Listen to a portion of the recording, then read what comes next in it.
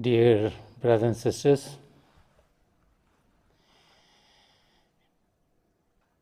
as we all celebrate many different occasions in our life at this time of the year, whether it be Christmas, whether it be Hanukkah, whether it be Kwanzaa, or any other celebration that we have. This is the time where we reflect on sharing, where we reflect on caring. This is that time of the year when people exchange gifts with their loved ones. And what is very interesting with gifts is that many people, as they get the gifts, you start to wonder what to do with them. Can we use them? Or do we recycle them? Do we give it to someone else because we maybe don't have any use of the gift? Or do we give it back to the company from where the gift was bought? Do we use the gift for just a few days and then it sits in a closet someplace?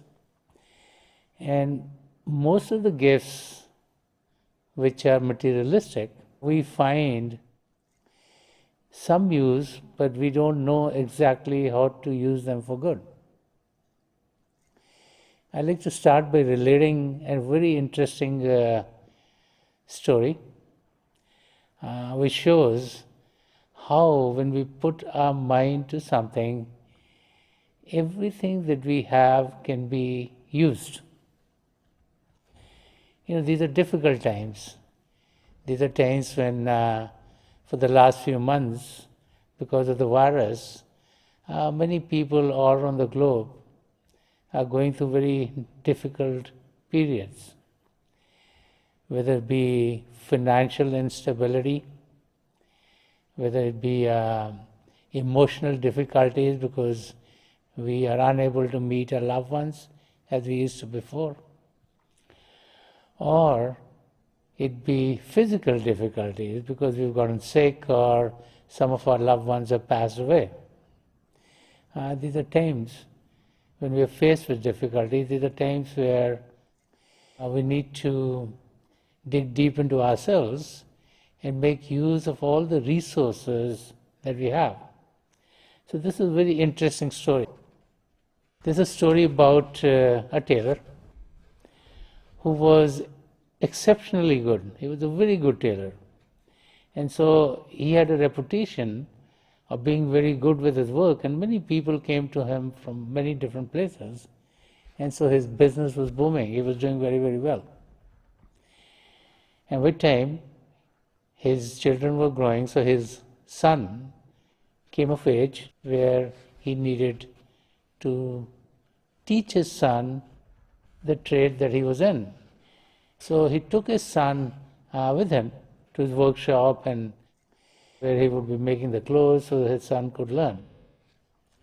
This tailor would wear a coat in the cold time, and he just wore one coat. And so his son, who was a young kid, would wonder why his father would not wear other coats. So he asked him and he said, we make enough money, you make enough money, it'll be nice if you buy another coat. And the father would always say, the coat is working fine, it keeps me warm, and it looks good, and so I want to make use of it. And so as time went by, the coat started to get tattered. The sleeves were getting a little tattered. He started finding little holes in the bottom of the coat. And so this tailor worked and he worked and he worked. And he made a shorter jacket out of it. And he started wearing the jacket.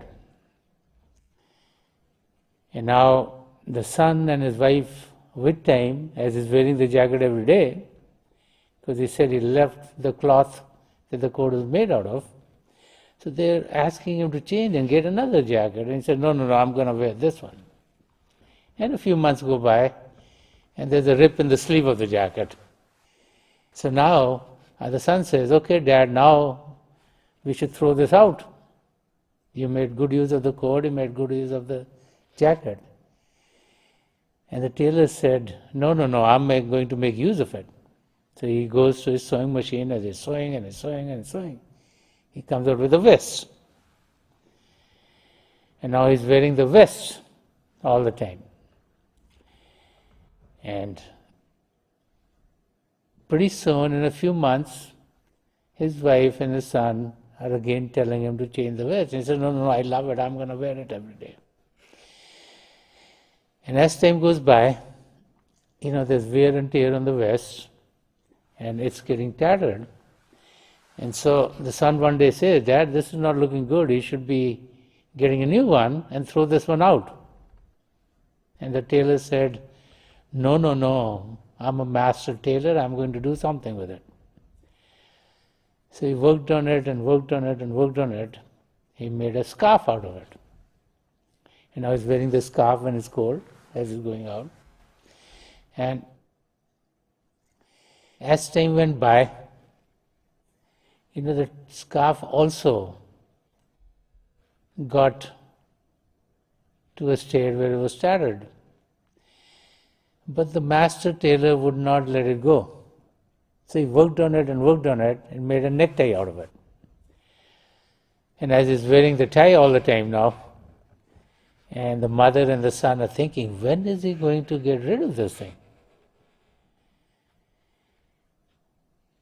And as this tailor, who was very good in his work, since he was very good in his work, he was a little careless. He was not very careful. So when he's eating food, some of the food fell on the tie and the tie got spoiled. They're trying to clean the tie, but they can't clean it up. So he says, okay, now let's throw the tie out. And the tailor says, no. He takes the tie and he works on it and works on it and works on it. And he comes up with a little handkerchief. He says, I'm going to use this. And now he's using the handkerchief, and a few months go by, and the handkerchief, as he uses it, gets soiled too. And now his wife and his son think that now he will have to throw it out. And he says, no, I'm going to work on it, and works on it, and makes it to cover a button. And he puts the button on his trousers. And now they say, boy, he's not letting this thing go. And as time went by, because he's doing well, he's eating well, he gains a little weight, and one day the button breaks up, falls down, and the tailor is trying to find the button here and the button here, and no one can find it. And the mother and the son are very happy. They say, at least now the button's gone, we are done with this thing.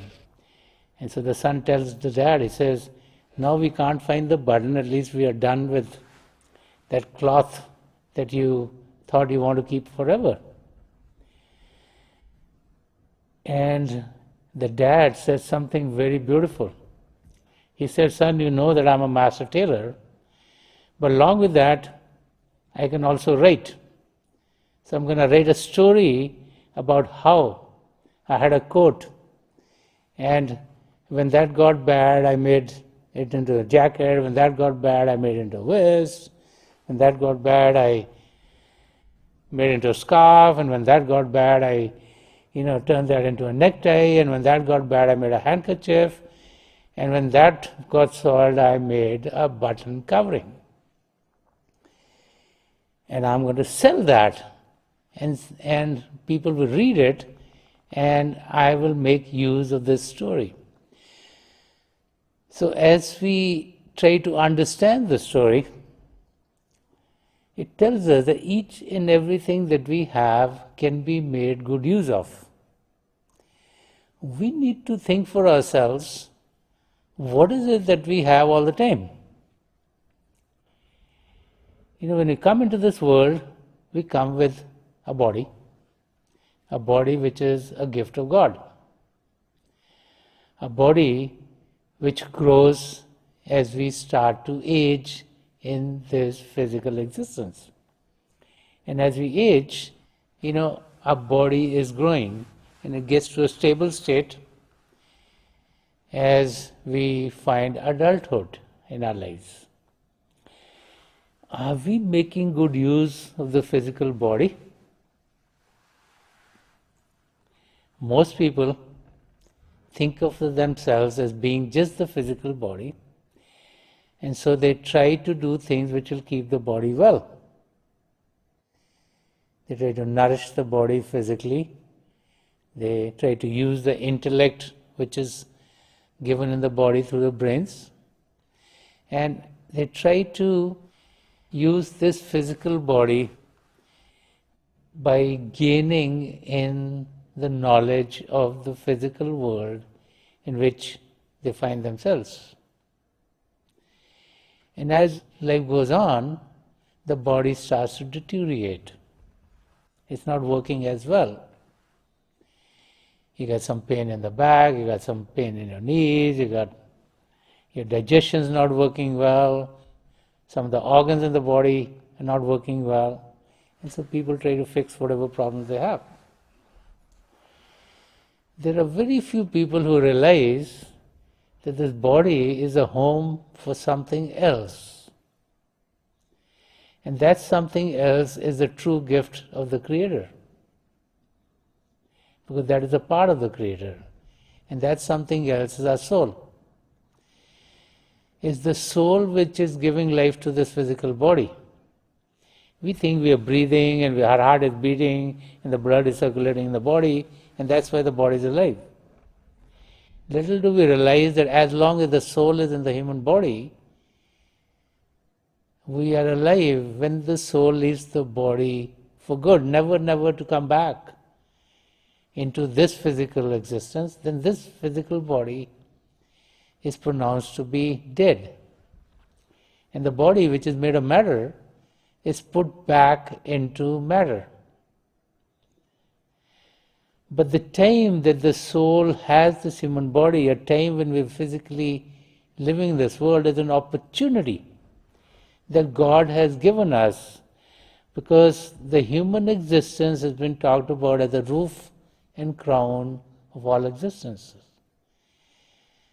Out of the 8.4 million of species, the human existence is one in which God has given us all the faculties that we require to know God. God the Creator has given us this golden opportunity to truly experience ourselves. It's not like at this time of the year many people are eating chocolates and sweets. So it's not like God is only talking about the sweets. God is making us aware that we can eat the chocolate, we can taste the chocolate, we can experience our soul, we can experience the journeys of our soul, we can experience the flights of our soul, we can experience realms after realms which are beyond the physical. And that opportunity to experience those realms which are beyond the physical, which are spiritual regions, has been given to us by the Creator, so that as we experience those realms, that we get a better understanding of who we are. That the angle of vision that we have changes. That we recognize that we're not the body alone. That we realize that our true existence is at the level of our soul. We call it a soul or a spirit or an atma or a ruh. And that soul has the same characteristics as the Creator, because that soul is a part of the Creator. And so God has given us this opportunity to experience ourselves at that level. And so this gift that God has given us, the human existence that God has given to our soul, is an opportunity in which we can not only experience ourselves as soul, but we can find the oneness of a soul with the Creator. So that we will be off the wheel of transmigration, so that our soul can merge back with God. You know, when we read the writings of the great saints and mystics, and these great saints and mystics will come in all traditions, all walks of life, we find time and time again of them talking about experiencing God. We find time and time again of them writing about their experiences on the spiritual journey. And they all talk about it as being a journey of love and being a journey of light. They all talk about enlightenment. Enlightenment is realizing who we are. Enlightenment is finding oneness with God. Enlightenment is recognizing that we are full of love, we are full of light, we are conscious beings, and that each and everyone else who also has a physical body, whether it be a human body or an animal body or a bird body or a fish body, that each and every one of us are connected, that we're all one and the same. But in the human existence, we have an opportunity to have that experience. And as we start to have that experience of recognizing ourselves at the level of our soul, then the purpose for which we have come in this world starts to get fulfilled. And the process by which in the human body we can experience ourselves as soul is called meditation. Right now, our attention goes out of the human body. And what is our attention doing is the outer expression of our soul. And it focuses all our attention on the world outside. So in the story about the tailor and his son was always wanting him to focus on the outside, get new clothes, get a new coat, get a new jacket, get a new vest. And that's what the mind does to us. It's just like that boy which is taking our attention and puts it into the world. But all the joys are within ourselves. The world outside is a world of illusion. We have an opportunity while we are in this world to know ourselves and to know God. And so meditation is means by which we take our attention away from the world outside and focus it within ourselves. And as we collect our sensory currents, which are the currents through which our attention goes in the world outside, as we collect them, they start to collect in our body, and we can collect them here at the seat of the soul. As our attention gets focused at the seat of the soul, then with help and guidance we're uplifted into a region of spiritual existence, regions beyond the physical, regions which are full of love, which are full of light. And as we enter those regions, and as we experience those regions, then who we are, what our relationship is with others, what our relationship is with God, these start to clarify for us. Right now, when we live in the world, when our attention is focused in the world outside, we all read about God, we hear about God, we heard it from our parents as being the creator, but we don't have any experience of God. All of our experiences are with objects of this physical world. But when our attention goes within ourselves, it is then that we start to experience God within each and every one of us. The scriptures talk about two primal manifestations of God, that being the divine light and the divine sound. As we go within, we are able to connect with the divine light, we are able to connect with the divine sound within. As we connect with it, and with help and guidance, we are uplifted beyond the physical, and each stage of the inner journey is one which is full of love, which is full of light, and which starts to have us realize that we are not different from the Creator. As we have that realization, then we also realize that just like we can experience the Creator within ourselves, so can all other human beings. That now we are not different from them. And as that angle of vision sets in, then life is lived with a very different attitude. Generally, when we are just thinking of ourselves and our families, we lead our lives where we only want things for ourselves. Give me, give me, give me. But as we start to experience that we are all one and the same, then we lead a life in which help goes from us to everyone else. And that's the kind of life that saints and mystics are exhorting us to lead. To realize that this is an opportunity to know ourselves, to realize there's an opportunity to know God, to realize that we all are connected and we're all here to make our lives more calmer, more peaceful, more loving, more joyous. And it's only as we go within ourselves, it's only as we meditate, it's only as we realize the presence of the Creator within ourselves that we are able to get to that state.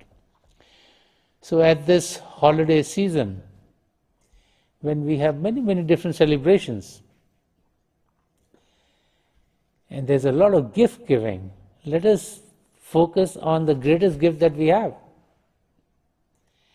The greatest gift that we have is one that has been given by the Creator, which is our existence in this physical body. Let us make the best use of this physical body, because this physical body is going to deteriorate. Just like any gift that we get, after a while, it doesn't work as it should. The same thing with the physical body. We all know that everyone whose physical life is going to die physically one day. So we all have a limited time span. Could be 50 years, 60 years, 80 years, 100 years. But it's limited. So let's make use of this time and know that not only on this time where at the end of the year is a holiday time and we're thinking about gifts, let us know that all time that we are physically alive is a gifting time. It's to realize the greatest gift of all.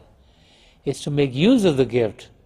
It's not to throw it out and let it go, but to focus on what the Creator has given us and to be able to experience ourselves at the level of our soul, to be able to give a journey to the soul, to be able to give a flight to the soul, so that we can experience realms after realms which are full of love and which are full of light, and we are able to find our oneness with the Creator.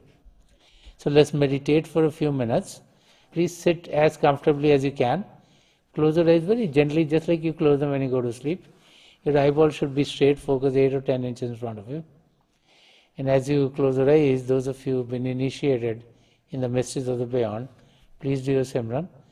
And those of you who are new here, please repeat any name of God that you feel comfortable with. As you repeat God's name, with time, right in front of us, light will sprout forth. It could be flashes of light, it could be circles of light, it could be lights of various colors. Let's put our attention right in the middle of our experience. With time, these lights to us will look like they're stabilized. So what actually is happening is, the light of God is within each and every one of us. As we are concentrated, we experience the light. As we are distracted, we experience darkness. So with time, as the concentration gets better and better and better, we experience not only the lights, but many, many other vistas open up for us. So please focus attention in the experience, and you will be able to experience joy, peace, and bliss.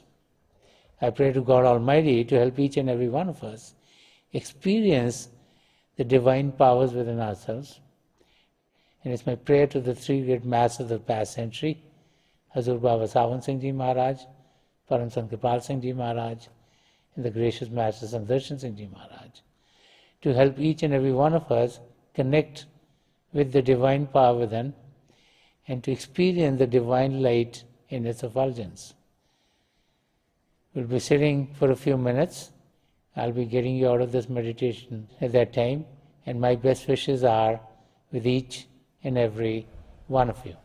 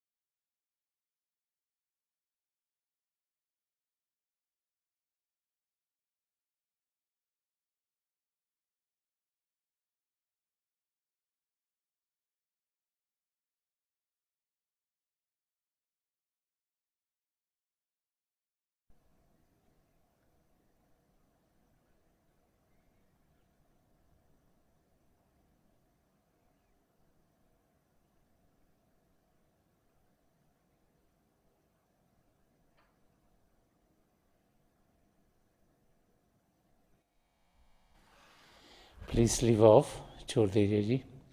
I'd like to wish everyone a Merry Christmas, a happy Hanukkah, a happy Kwanzaa, and any other celebration that you have during this holiday season.